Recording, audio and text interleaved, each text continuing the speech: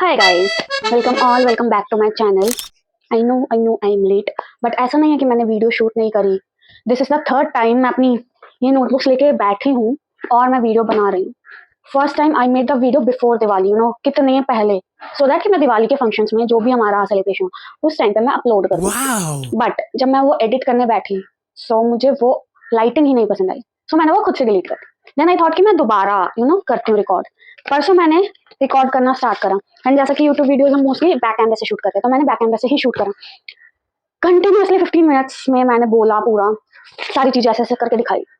जब मैं गई देखने की वीडियो कैसी बनी है, आफ्टर 2 मिनट्स मेरा कैमरा अपने आप बंद हो गया, and the whole time I was speaking वो कुछ रिकॉर्ड ही नहीं हुआ।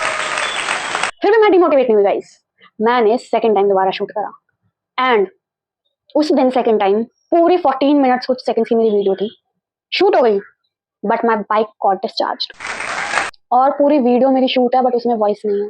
Wow. और मैं I was in the verge of crying seriously. पूरे 15 मिनट्स की वीडियोस थी जो किसी उसमें।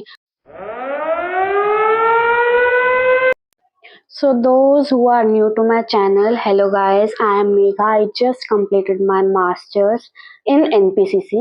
So I create videos regarding NPCC and for nursing students also.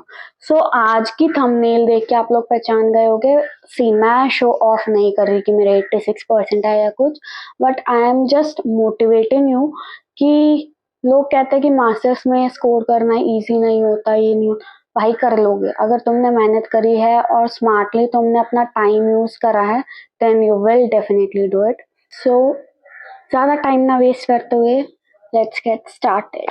सबसे पहले लोगों का ये डाउट होता है कि अगर आपको अच्छा स्कोर करना है या फिर आपको अपना थ्योरी का बेस जो है वो स्ट्रॉन्ग करना है, तो आपको कोई पर्टिकुलर स्टडी टेक्निक फॉलो करनी पड़ेगी।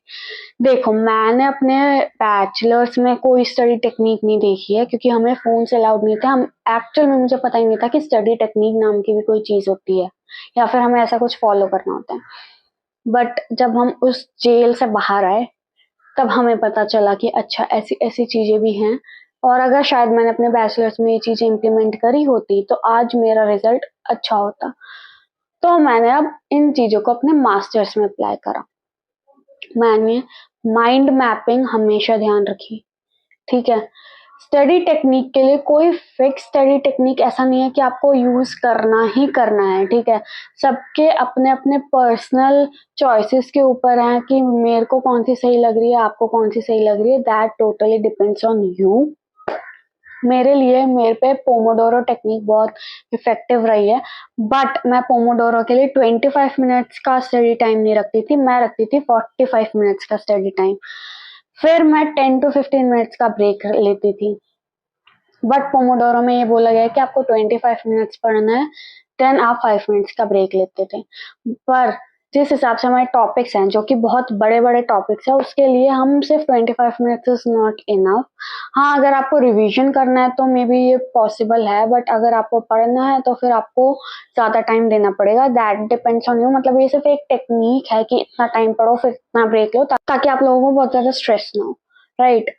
तो मैं ये करती थी, 45 मिनट्स तक के लिए पढ़ती थी, फिर मैं 10 to 15 मिनट्स ब्रेक लेती थी, फिर 45 मिनट्स पढ़ती थी, फिर 10 to 15 मिनट्स ब्रेक लेती थी। इससे क्या होता है कि मेरे को ना स्ट्रेस बर्नआउट नहीं होता है बहुत ज़्यादा, और एग्जाम टाइम के लिए बहुत बेस्ट है। आपके टॉपिक्स यूं खत्म होंगे, आपको पता नहीं चलेगा। एक ये टेक्निक मैंने फॉलो करी है। बाकी आप एक्टिव रिकॉलिंग वगैरह जो जो आपको पसंद आए वो आप कर सकते हो। देन मेरी एक आदत थी पॉडकास्ट सुनने की, ठीक है। जनरली इन ट्रांजिट अगर मुझे यहाँ से ड्यूटी जाना है, ड्यूटी से घर आना है, तो हम लोग क्या करते हैं, हम गाने सुनते हैं, इंस्टा स्क्रॉल कर लेते हैं, गेम्स खेल। मैं इनमें से कुछ नहीं करती थी, मैं मोस्टली पॉडकास्ट सुनती थी। और पॉडकास्ट राज शमानी या फिर बियर बाइसेप्स के नहीं, मैं पॉडकास्ट सुनती थी टॉपिक से रिलेटेड। मतलब कि द आईसीयू चैनल है, जीरो टू फाइनल्स है, ये सारे कुछ पॉडकास्ट हैं जिसमें टॉपिक्स डिस्कस होते हैं मेडिकल से रिलेटेड। और ऐसा नहीं कि मिनिमम लेवल पे, दे आर डॉक्टर्स, एंड वो ही डिस्कशन करता है जो कि बहुत इंफॉर्मेटिव होता है हम लोगों के लिए। सो मैं हमेशा वो पॉडकास्ट सुनते हुए जाती थी और आती थी ताकि मेरा रिवीजन हो जाता था। और कई बार रिवीजन ना सही, मैं कुछ नए टॉपिक्स भी सुन लेती थी उसमें, क्योंकि हमारा विजुअल जो सेंसेस है उससे ज़्यादा हमारे ऑडिटरी सेंसेस काम करते हैं। मतलब सबका मुझे नहीं पता, बट मेरे लिए अगर मैं ये चीज़ देख के पढ़ूंगी, मैं आधे घंटे में पढ़ूंगी, और वहीं अगर मैं कुछ सुन लूंगी तो 10 मिनट में वो चीज मुझे याद हो जाएगी। I am that kind of person. So मैं पॉडकास्ट सुनती थी। कैन मेरा एक बहुत इम्पोर्टेंट वो होता था कि माइंड मैपिंग मैं करती थी। माइंड मैपिंग क्या होता है? सी, वैसे नोट्स नहीं बनाए मैंने सेकेंड ईयर में, मैं नोट्स का प्रिंट आउट लेती थी। हाँ चलो इसी बारे में बात कर लेती हूँ पहले। मैंने सेकेंड ईयर में कोई नोट्स नहीं बनाया है। बहुत सारी साइट्स है, जैसे मैंने यूट्यूब पे डाली है वीडियो, मैंने इंस्टा पे अपनी वीडियो डाली हुई, उन नोट्स की साइट से मैंने नोट्स उठाए, जो टॉपिक जिस साइट पर अच्छा लगा वो उठाया और प्रिंट लेके रख लिया। देन मैं हमेशा उन्हीं से पढ़ती थी। बट एग्जाम से 1 महीने पहले की जो प्रिपरेशन थी मेरी, उसमें मैं माइंड मैपिंग करती थी, ताकि एग्जाम से पहले, जस्ट पहले, मतलब जो एक दिन पहले वाला रिवीजन होता था वो मैं माइंड मैपिंग से करती थी। अब माइंड मैपिंग क्या है कि एक ही जगह पे आप सारी चीजें लिख के रखोगे, लाइक दिस। ये सेप्सिस टॉपिक लिखा है, फिर मैंने इसमें लिखा है कि सेप्सिस की डेफिनेशन, जो आइडियल डेफिनेशन है, ठीक है, वो है सेप्सिस की कौन कौन सी गाइडलाइंस अभी तक आई है, मैंने वो यहाँ पे लिखा है। सेप्सिस के स्टेप्स कौन कौन से स्टेप्स, एज इन सबसे पहले सिर्स होता है, सेप्सिस होता है, सेप्टिक शॉक होता है, क्या होता है, वो सारा इसमें लिखा हुआ है। देन सेप्सिस की पैथोफिजियोलॉजी यहाँ आती है। Then comes clinical manifestations, diagnostic test, trials, कौन कौन से सेप्सिस पे ट्रायल्स है जो कि प्रैक्टिकल के लिए बहुत इंपॉर्टेंट है, पूछा जाता है। कौन कौन से ट्रायल हुए हैं, ट्रायल का मतलब है कौन कौन सी रिसर्चेस हुई हैं जिसके बेसिस पे हम अपडेटेड सेप्सिस गाइडलाइंस बनाते हैं। मैनेजमेंट, यहाँ पे सेप्सिस के लिए बायोमार्कर्स कौन कौन से हैं, स्कोरिंग, इवन सेप्सिस के लिए भी हमारी sofa scoring and Q sofa scoring होती है, वो कौन कौन से हैं, एंड सर्वाइविंग सेप्सिस गाइडलाइंस। मैं मोस्टली सारे टॉपिक्स के ऐसे ही बना के रखती थी ताकि at the time of exams मुझे जल्दी जल्दी बस इसमें आंख फेरना हो और रिवीजन हो जाए। ऐसे ही मैंने शॉक का बना रखा है। टाइप्स ऑफ शॉक एक ही पेज पे चारों एक्सप्लेन करे हुए हैं, इनकी कोई भी क्लासिफिकेशन है, कुछ किसी शॉक के लिए स्पेशल कुछ है वो। देन साइन एंड सिम्टम्स आ गए इनके एक ही लाइन में। देन कम्स इसके स्टेजेस, शॉक के स्टेजेस कौन कौन से है, वो जो ट्रायड्स हमारे लीथल ट्रायड एंड पेंटाड हैं वो लिखा।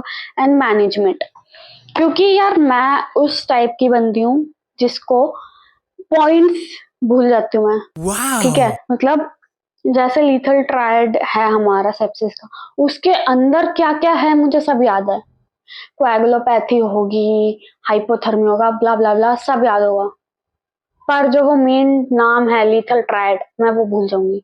मेरे साथ ये चीज है, इसलिए मैं सिर्फ पॉइंट्स पॉइंट्स लिख के रखती हूँ ताकि एग्जाम के टाइम पे मैं इनको रिवाइज करूँ और मुझे याद रहे।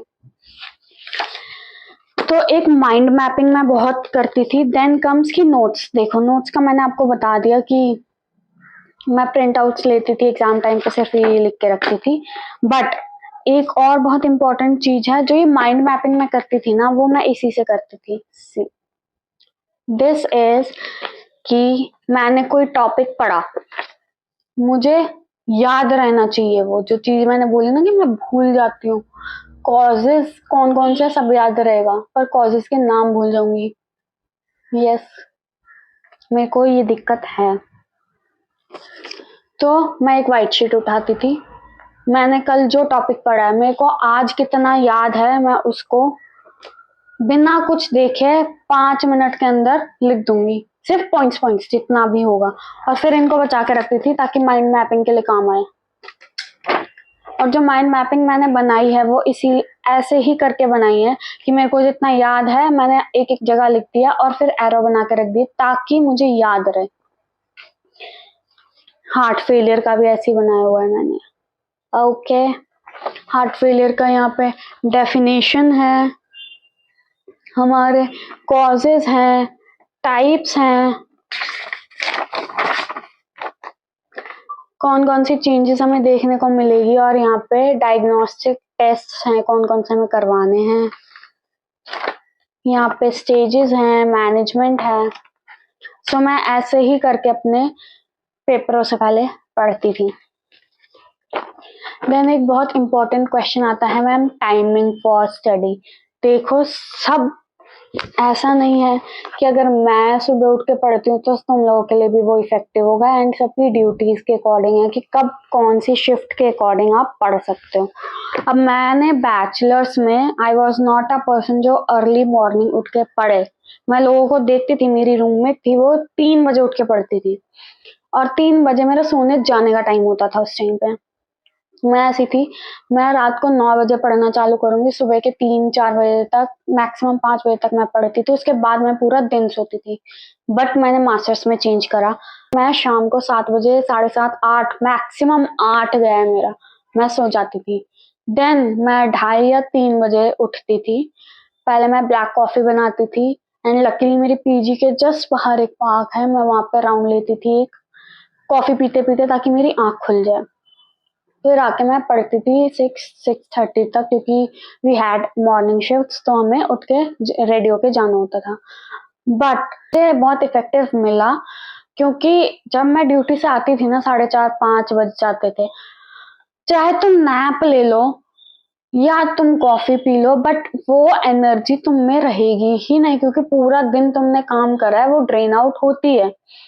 देन आई थॉट कि जब मैं 4-5 बजे आती हूँ, मैं रिलैक्स करती हूँ, मैं अपना डिनर टाइम से 6:30-7 बजे तक कर लेती थी, और मैं सो जाती थी, जिससे जो मेरे को सुबह पढ़ने का टाइम मिलता था ना, बहुत अच्छी कंसंट्रेशन होती थी, मेरी एनर्जी ज्यादा होती थी। और सुबह उठ के प्लीज अपना ये रिटर्न काम, असाइनमेंट्स वगैरह बनाने मत लग जाना, उस टाइम पे आपको कंसंट्रेशन बहुत बढ़ता है, हाई कंसंट्रेशन लेवल होता है, इसलिए सुबह की पढ़ाई काम आती है।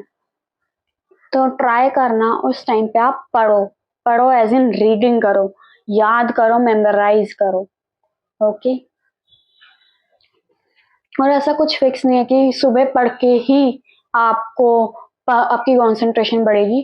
भाई सो के उठ के जब आप फ्रेश होके उठोगे तो ही आपकी कंसंट्रेशन होती है, फिर चाहे आप दिन में सो के उठ के पढ़ो, रात में उठो, सुबह उठो, दैट डिपेंड्स ऑन यू, आप पे क्या इफेक्ट आता है, आपके लिए कौन सा टेक्निक इफेक्टिव है, कौन सी टाइमिंग इफेक्टिव है। मेरा काम था बताना कि मैंने कौन कौन सी टेक्निक्स यूज करी या फिर क्या करा।